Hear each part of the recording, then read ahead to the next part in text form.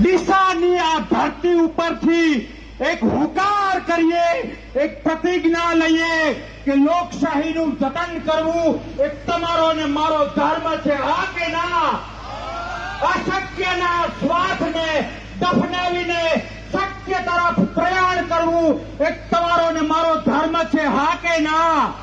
મારે બીજેપીના દોસ્તોને કહેવું છે, મારે બીજેપીના મિત્રોને કહેવું છે કે તમારા નેતાઓને કહેજો કે ધર્મના નામે તમે મોટી મોટી કરો છો, પણ ગુરુ પૂર્ણિમાના દિવસે કરશન બાપુ ગાંધીજીની સાક્ષીમાં એક ચેલેન્જ આપીને ગયા છે, એક ચેલેન્જ આપીને ગયા છે.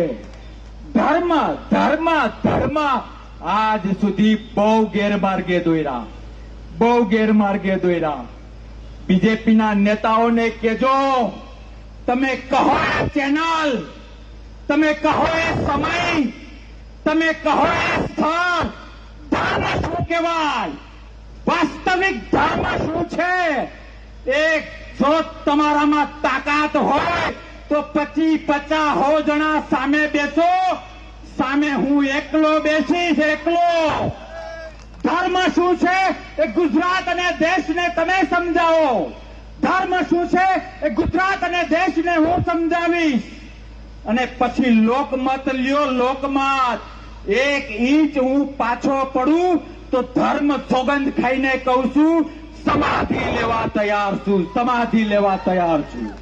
ક્યાં સુધી ધર્મના નામે તમે અધર્મ કરતા રહેશો? અરે સાહેબ, બળાત્કાર થાય એ અધર્મ છે. હા કે ના? ગરીબને મોંઘવારીને લીધે રડવું પડે એ અધર્મ છે. હા કે ના? દર્શને જાતો માણસ નદીમાં પડીને મરી જાય એ અધર્મ છે. હા કે ના? બોલીને ફરી જવું એ અધર્મ છે. હા કે ના? ખોટી રીતે કોઈના ઉપર 307 લગાવવી એ અધર્મ છે. હા કે ના? અરે મારા બાપે મને શીખવાડેલું છે, તમારા પણ બાપ અને દાદાએ તમને શીખવાડેલું હશે. માય કાંગલા ફરિયાદો બહુ કરે. હા કે ના?